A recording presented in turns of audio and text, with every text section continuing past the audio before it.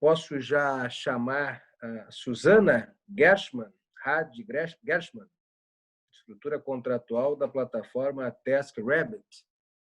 Susana está conosco?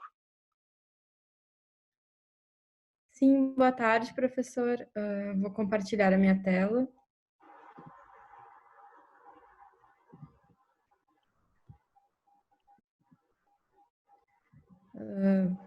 Primeiramente, obrigada. Uma brevíssima nota, a Susana também é de Porto Alegre, e, portanto está a fazer agora o mestrado aqui, também é de Porto Alegre, apenas uma breve nota, tal como aliás o professor Alexandre Torres Petri, que também está a acompanhar-nos e que julgo que é pós-doutorando consigo, professor Bruno. Exatamente. Dou já a palavra a Susana eu suspeitei, pelos 2 sobrenomes dela, eu confesso que eu suspeitei, mas deixei que ela iniciasse, se apresentasse para confirmar que é minha suspeita. Então, Susana, por favor. O sotaque vai me entregar, né, nessa exposição. Muito obrigada, então, aos meus colegas, professor Jorge, professor Bruno, pela apresentação. O meu trabalho, meu artigo ainda também é embrionário. O objetivo, então, é estudar a estrutura contratual da plataforma TaskRabbit. Essa plataforma é um marketplace que foi fundado em 2008 nos Estados Unidos e em 2017 ela foi adquirida pela IKEA. Como é que o que ela promete? Ela promete a otimização do tempo de trabalho por meio do auxílio imediato para uma imensidão de tarefas diárias, como limpeza, pintura, entregas, serviços de montagem, mas também trabalhos, por exemplo, de freelancer. Se precisa de uma secretária pontualmente para um determinado dia, é possível encontrar. Realmente é impressionante o número de tarefas que são listadas no sítio dessa plataforma. O que a TaskRabbit faz? Ela promove a comunicação entre os utilizadores, que são clientes e precisam desses serviços que são oferecidos pela plataforma, e os prestadores de serviços, que são chamados de taskers. E eles organizam as suas agendas conforme as demandas que surjam. A plataforma ela usa um algoritmo para conectar os taskers e os utilizadores ou clientes. Como funciona? Com base no tipo de tarefa, na data de realização da tarefa e da localização, ela apresenta uma sugestão de alguém para o utilizador ou cliente.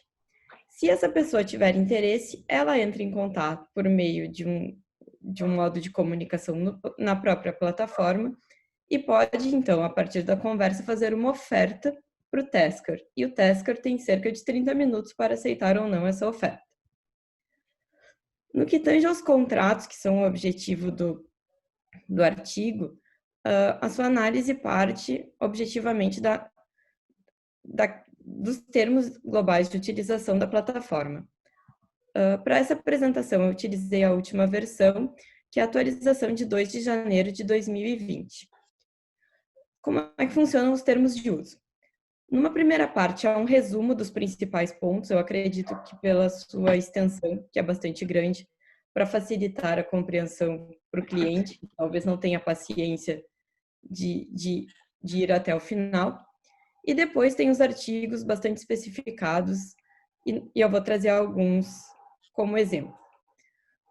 No primeiro deles, ela trata justamente da relação que existe entre a plataforma, os taskers e os clientes. Então, diz que é uma plataforma de comunicação, ou seja, intermediária, baseada na web, que permite que os clientes e os taskers entrem em contato. Explicita que juntos eles são chamados de usuário e que se houver aceitação de uma oferta, o usuário cliente e o outro usuário tasker poderão assinar diretamente um contrato de serviço. Aqui se percebe, então, a existência de 3 contratos, que é o modelo típico dos marketplaces nas economias compartilhadas. Um primeiro contrato entre o utilizador-cliente com a plataforma, que vai ser baseado nos termos de utilização. Um segundo contrato do tasker com a TaskRabbit, também baseado em termos de utilização. E, por fim, um contrato que vai ser o principal e que também vai dar ensejo aos outros 2 contratos anteriormente citados, que é entre o utilizador e o tasker. Esse contrato especificamente é objeto da terceira cláusula dos termos globais de utilização. Aqui, a TaskRabbit vai começar a limitar a sua responsabilidade em relação à contratação à vida entre o cliente e o tasker. E vai dizer que não vai existir uma relação empregatícia entre a plataforma e o tasker, e que tampouco vai ser uma relação de emprego aquele contrato entre o tasker e o cliente. Mais do que uma plataforma de comunicação, como ela se apresenta anteriormente, aqui nessa cláusula terceira fica claro que a TaskRabbit também funciona como uma plataforma facilitadora de pagamento. Ou seja, os serviços vão ser pagos por meio da plataforma e ela terá um percentual em relação àquilo que é cobrado pelo tasker. E na parte final, é possível ver que a TaskRabbit não será responsável por outras agências ou autoridades que ajam em nome do tasker, nem assumirá responsabilidade por qualquer ato ou omissão do tasker, seja dentro da plataforma ou na prestação de serviço.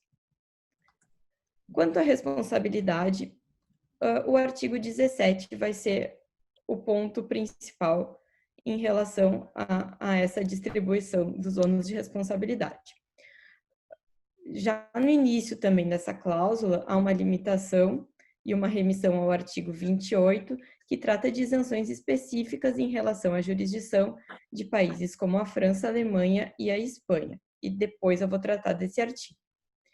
Mas aqui no artigo 17, a primeira parte, que é a linha B, trata da isenção de garantias. Então, exime a plataforma de garantir a confiabilidade e a integridade do conteúdo fornecido por meio da plataforma ou qualquer sítio ligado à plataforma TaskRabbit, bem como não assumirá responsabilidade contratual em conexão com a garantia por ilícito contratual em relação a esse rol, que eu só não vou ficar dando em função do nosso curto tempo. Além da questão das garantias, o artigo 17, na linha B, fala preponderantemente sobre a isenção de responsabilidade.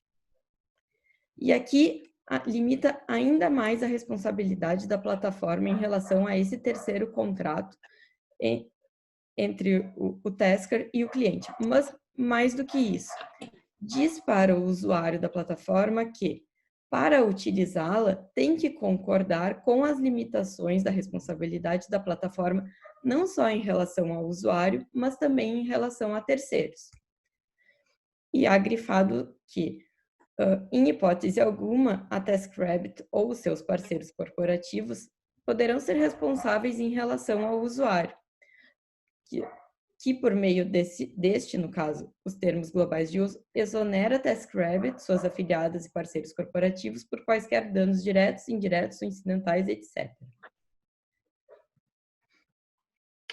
Como eu havia dito antes, aqui eu usei o caso da Espanha, há limitações em relação à jurisdição. Portanto, a lei determina determinados certos assuntos nos quais a responsabilidade da plataforma não poderá ser reduzida. Ou seja, morte ou lesão corporal causada pela plataforma, negligência grave ou conduta dolosa por parte da TaskRabbit, que são elementos da responsabilidade civil, ou qualquer responsabilidade ou garantia que a TaskRabbit, por lei, não possa limitar ou excluir. Ou seja, ainda que os termos de utilização globais preponderantemente sejam no sentido de limitar a responsabilidade, há uma exceção em relação à preponderância da lei em relação a essas convenções. Mas mais do que isso, a questão é como proteger um consumidor nessas relações, se houver um consumidor nessas relações. As dificuldades que se apresentam. Há uma atribuição de risco para os utilizadores e taskers. Isso também é uma característica que é dividida nas plataformas de economia compartilhada. que acontece? O risco é atribuído para os utilizadores e taskers, mas a plataforma, ainda assim, muito embora se apresente como mera intermediária, tem um percentual de ganho em cima disso. Então, a divisão do risco não se pode considerar naturalmente equilibrada. Essas relações, às vezes, se dão na forma peer-to-peer, diferentemente de relações tradicionais de consumo, em que há alguém que forneça serviços ou bens de consumo de forma profissional.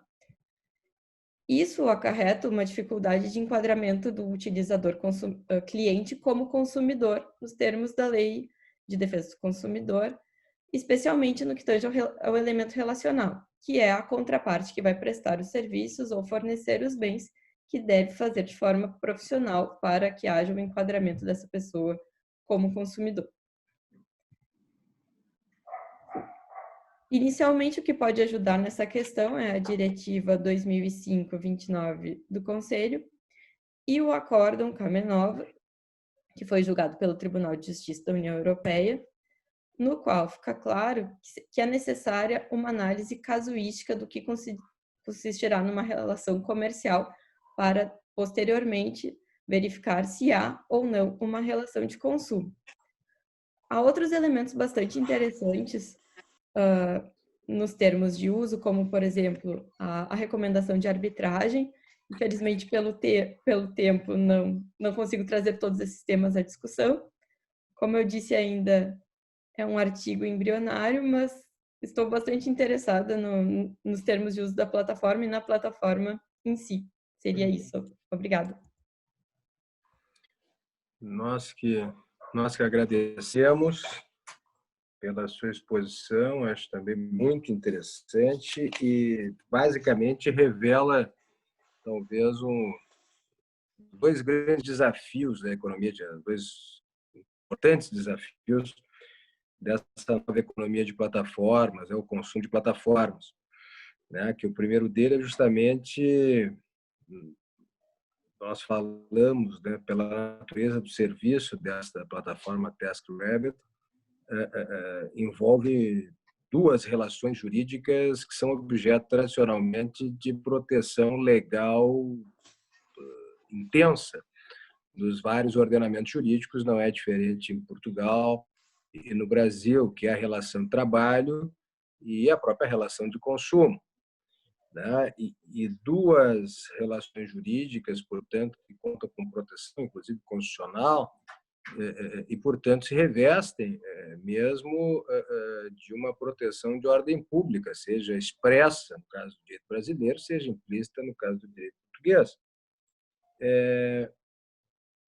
A primeira pergunta que você se propõe, imagino, né, pelo menos eu assim compreendi, é justamente de que modo essas normas de natureza convencional, termos de uso, né, que tem a natureza de condições gerais, elas eventualmente podem estar conformes ou não às normas cogentes, né, do sistema, seja o sistema português que você está examinando, seja dos sistemas diversos em que você tem esse mesmo perfil, né? Quer dizer, dizer-se nos termos de uso simplesmente, como você colocou, olha, não caracteriza a relação de emprego, a rigor, se estiverem presentes na circunstância prática, né, os elementos caracterizadores da relação de emprego, né, a ideia de subordinação, de trabalho remunerado, né, sob a direção daquele que contrata, não será certamente a declaração do termo de uso a priori que vai afastar essa natureza jurídica. Tampouco o consentimento das partes se os fatos forem diversos daqueles que constam eventualmente na declaração de vontade, que nem é uma declaração de vontade expressa, mais das vezes, é uma adesão aos termos de uso. Tá? E, por outro lado, revela a segunda grande característica dessas plataformas, que é justamente esse papel de gatekeeper, né? de guardião do acesso, e que nós, e aí trago digamos, a reflexão que nós estamos a fazer aqui no Brasil, mas tenho visto também isso no direito europeu, que a extensão da responsabilidade destas plataformas, os diferentes modelos em que elas organizam o seu serviço, a oferta de serviço, a prestação de serviço, mas a dimensão da responsabilidade delas se põe, sobretudo, na extensão do próprio controle que elas vão exercer sobre a atividade, sobre esta relação a qual ela dá início entre os terceiros, mas que ela permanece participando ou participa ativamente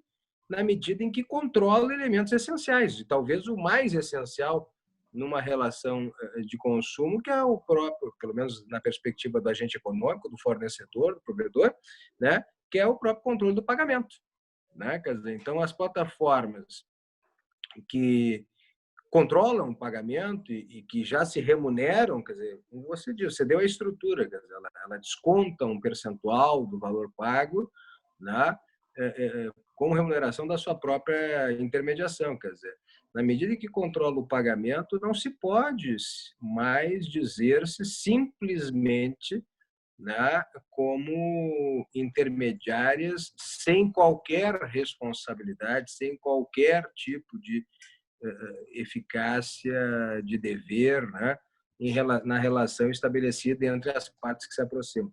Então, acho que nesse aspecto, sem falar em outros que tocou, mas só para não nos alongarmos muito, da questão mesmo da cláusula de limite de responsabilidade, a conclusão vai ser a mesma, ou seja, quanto maior for o controle sobre o negócio que é estabelecido por intermédio da plataforma, maior a possibilidade de responsabilização.